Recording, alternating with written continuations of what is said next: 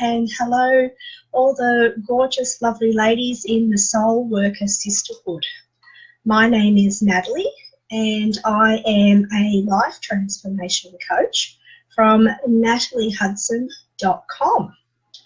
I'd like to, first of all, thank our wonderful Mrs. Bronte Spicer for having us all here today and giving us the opportunity to deliver our service, deliver our workshops to all you wonderful ladies here today. It's such an exciting opportunity and such an amazing thing that we have been offered to be able to do. So let me start off by saying, once again, my name's Natalie and I am a life transformation coach. I am also a certified meditation and mindfulness teacher, and I work with amazing women such as yourself to support them in bringing balance and joy back into their daily life. And I do this by working with them to implement strategies and tools so they can put together individual self-care, stress management tools to manage the stresses of modern life, and to increase their self-work-life balance. So today I'm here with you all to talk about resilience and also to talk about some tools and strategies that you can easily implement into your everyday life to help not only build resilience but also to help you manage times of challenges and difficulties.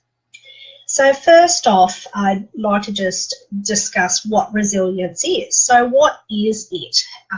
And how do we know that we've got it and what we need to do in order to build on it? So resilience is about being able to cope with challenging times. It's about being able to use your inner strength to be able to get through difficult times and to be able to engage the appropriate support networks you need to be able to get through them. Because to ask for help when you need it.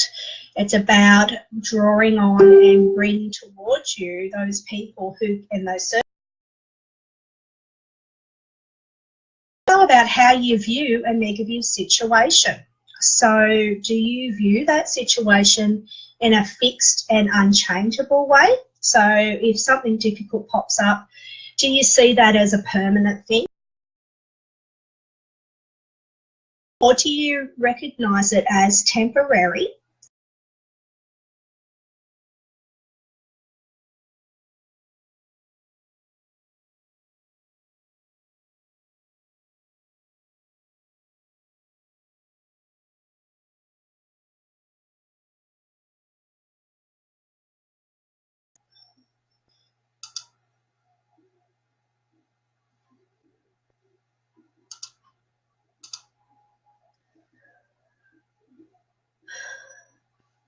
Hello, sorry, I'm back on again. I just had a little hiccup in the broadcast, so I do apologise. I'm hoping that things will be okay. Internet seems to be a little bit unreliable today.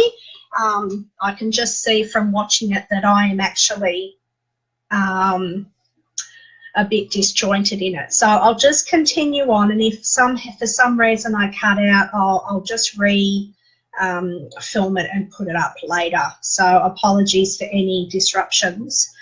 So I was up to saying, okay, so do you view it as fixed and unchangeable, or do you see it as a temporary situation and you are able to do things to influence and change how things proceed from that moment? Now, the stress and setbacks are a natural part of life. We can't avoid them at all, as much as we'd like to be able to, and as much as we put things in place to avoid these situations, they happen.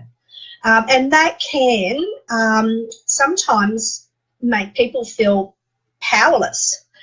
But knowing that you do actually have what it takes, knowing what sort of tools are needed and what tools are best for you will give you strength and help you not feel powerless in those times of challenge, trauma, and stress.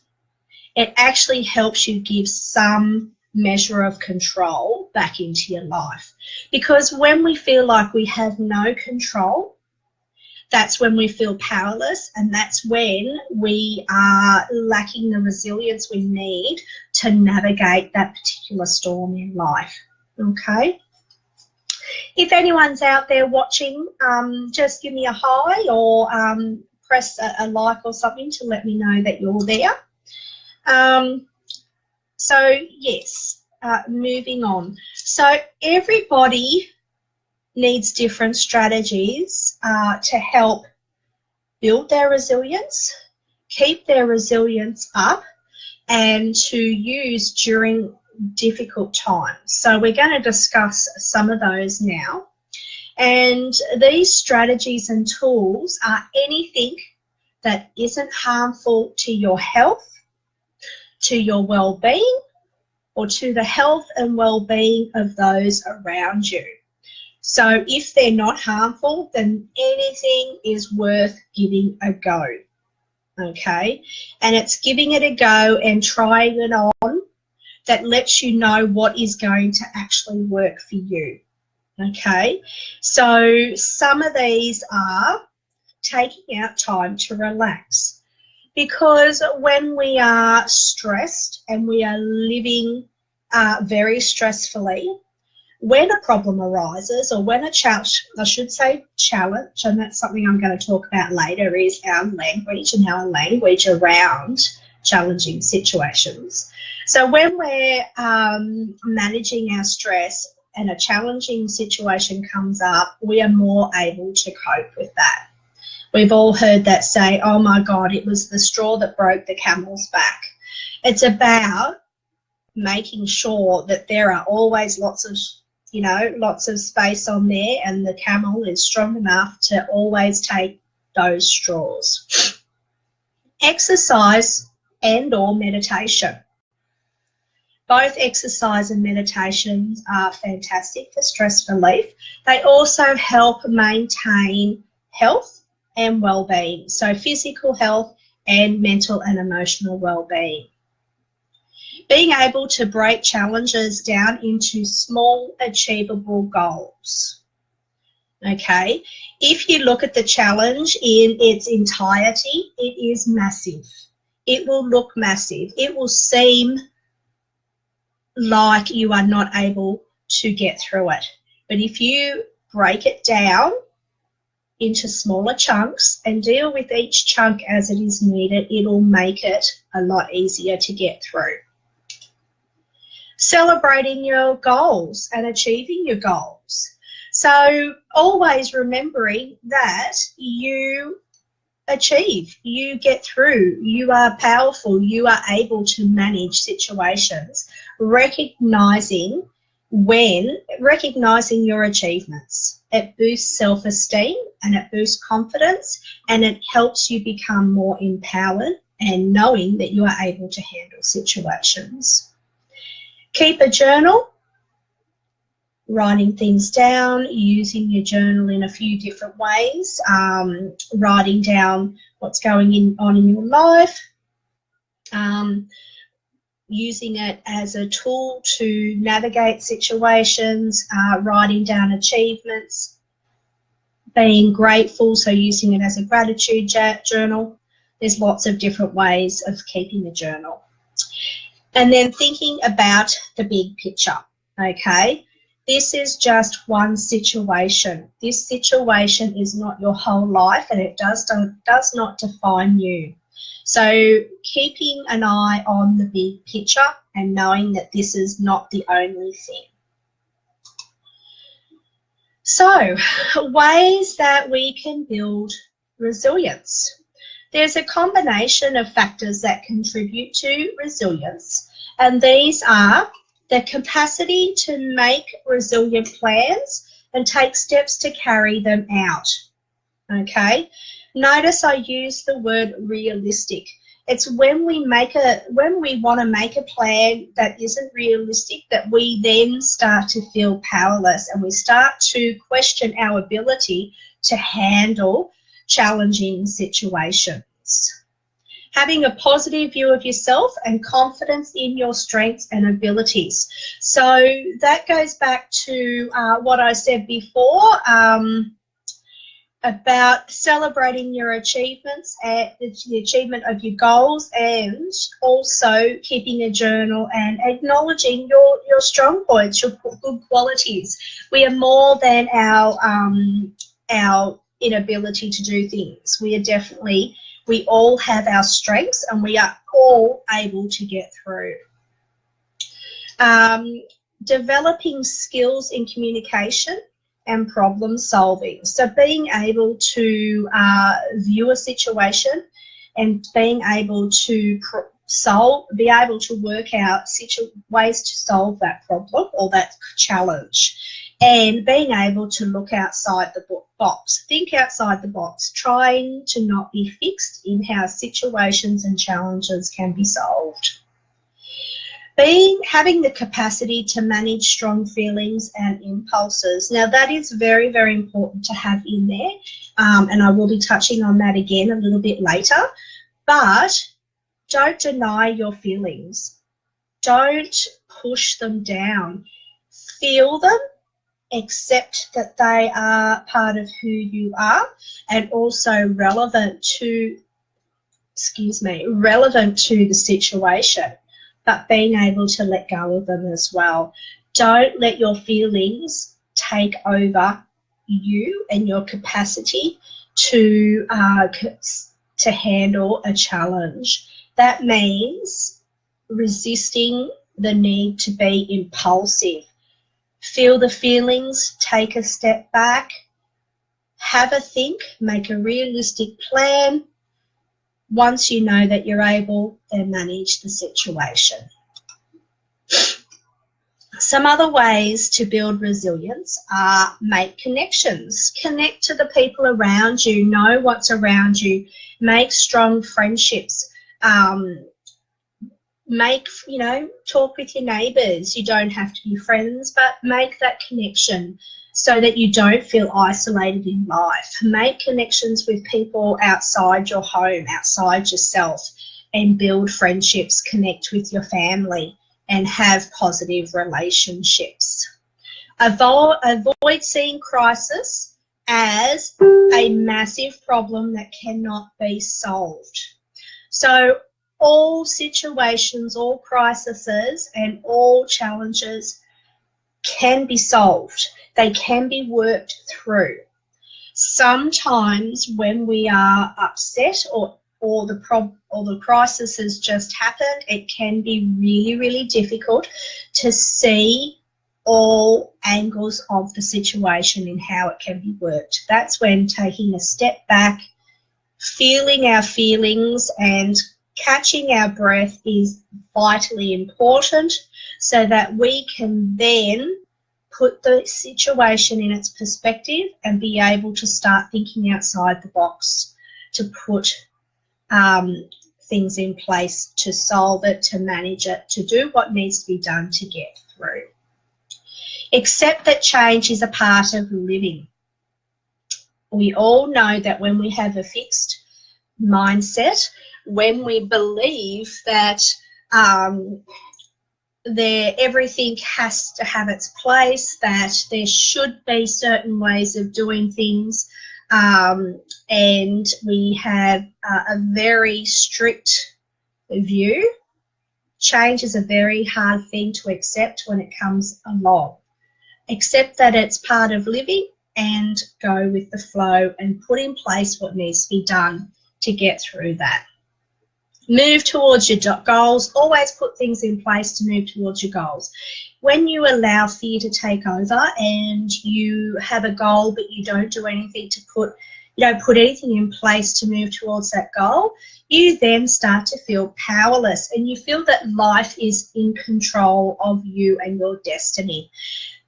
When you break a goal down, if a goal's too big and you find yourself stuck and you can't move forward, break it down even smaller and start with the smallest chunk possible to get yourself moving. And that's the way to empowerment, and that's the way to build resilience.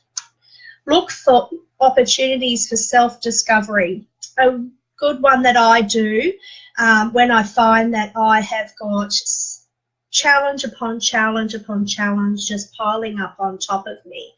If I find that I'm starting to wallow in that situation, I take a step back, I write it down in my journal, and I say to myself, what am I to learn here with this? What are these challenges trying to teach me?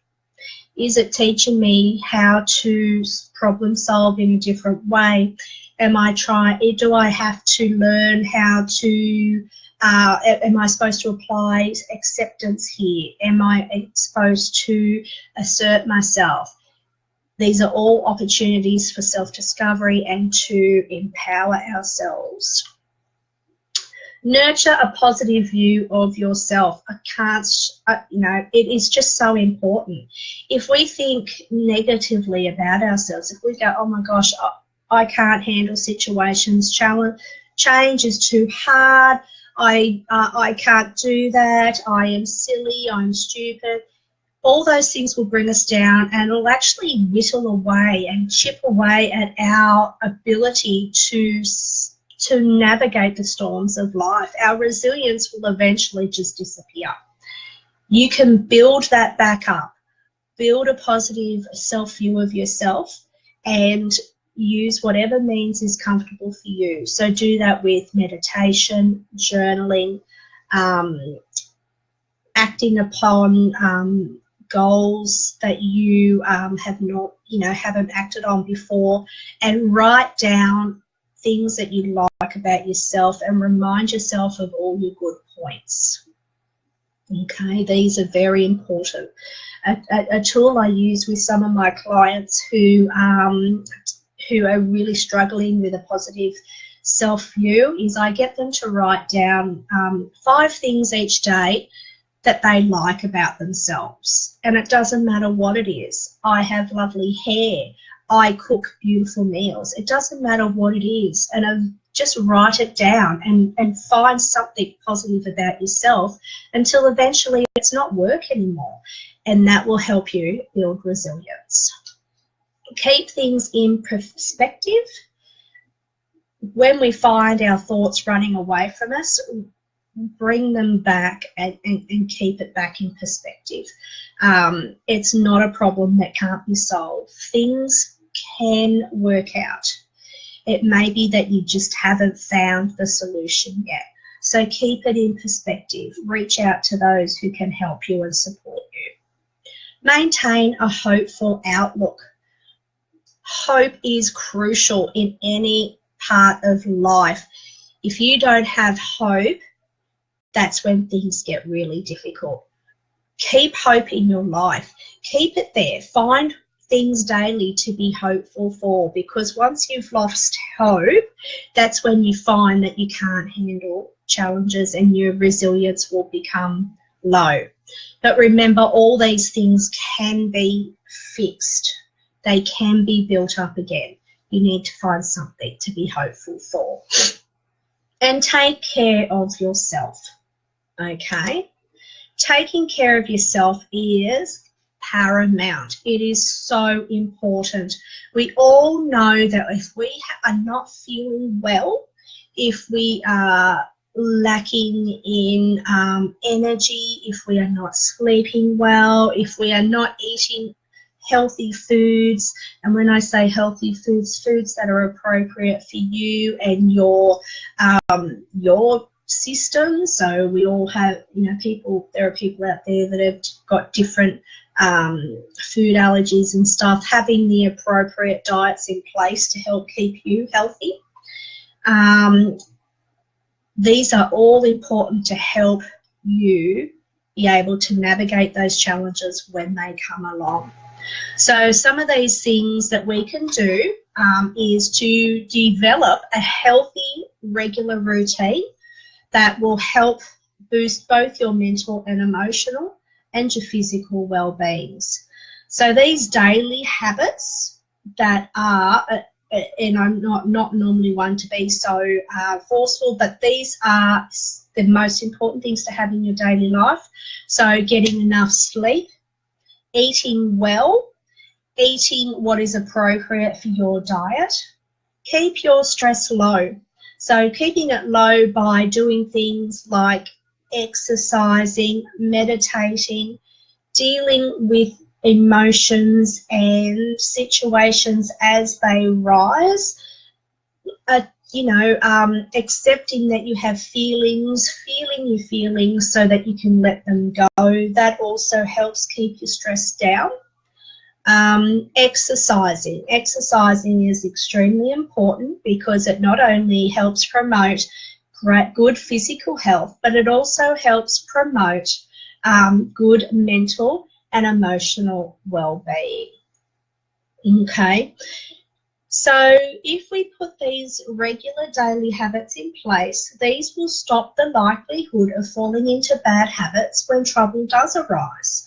So because you are healthy to start with, if you are feeling low already because you have not been sleeping well, or for whatever reason your diet is not the best, you've had a lot of stress, a situation comes along and you can't cope, and so you put unhealthy measures in place to be able to cope for those. When you have looked after yourself, you are able to better manage those situations without unhealthy crutches. Take regular mental breaks. So what are mental breaks? Mental breaks are looking after your mind, essentially. We've all had those days where, and I know I had one of these the other day myself, and I've just gone, oh, my brain is so tired. Like, I could not think any longer. I'd had so much to think about, so much to do. And before I knew it, my brain was tired. So I took a mental break. I sat and I did a few meditations to just give my brain a break, to clear it, to empty it, so that I could rest it. So doing things like meditating, which is a more formal way of taking a mental break, or just daydreaming. But what you need to do is to also be aware of what you're daydreaming about. So making sure that you're daydreaming about positive things, because our brains and our minds can run away from us. So having positive and lovely daydreams will also help give you a mental break. Take care of your emotional well-being as well. Don't let emotions come up and then push them down. Don't let them take control of you. Feel your emotions and then let them go. Don't let them run your life. Spend time with people you enjoy. So people who lift you up, people who you love, who make you laugh, and who genuinely care about your well-being and who you genuinely care about and their well-being as well. It is vitally, vitally important. If you find you are spending a lot of time around negative people, you will find that your feelings and your thoughts will turn to negative as well. So make sure that where you can, you keep that to the minimum and spend as much time as possible with hopeful, joyful, positive people that you enjoy being around. So the key is to identify ways that are likely to work well for you, to be able to build up your own personal strategy for fostering increasing and maintaining your resilience so you can manage the storms of life, the challenges of life. Okay, so there's a lot of ways. There are the ways I've mentioned don't even touch the surface of ways for you to help you maintain resilience and build resilience. But just to go through a little bit is that some people like to meditate and use spiritual practices to help them with coping and maintaining their resilience in difficult times. Other people like to write about their experiences, whether it's in a journal or writing stories or books. Others like to go out into the community and raise awareness and money to support others. Other people like to support themselves and family through situations. All are good ways to manage situations. None are wrong, but they are subject to you as an individual. How you know what works for you is by knowing who you are and what it is you need. And that can be done through any of those ways that I have mentioned. So just to bring an end to my discussion today, thank you very much to those who have been listening and to those who are watching the replay. If you have any questions or comments, please feel free to comment them in the comments section. And thank you once again to the lovely Bronte for giving us this opportunity to share our services and our offerings to everybody. So once again, I'm Natalee from nataleehudson.com, and it's been a pleasure. Thank you.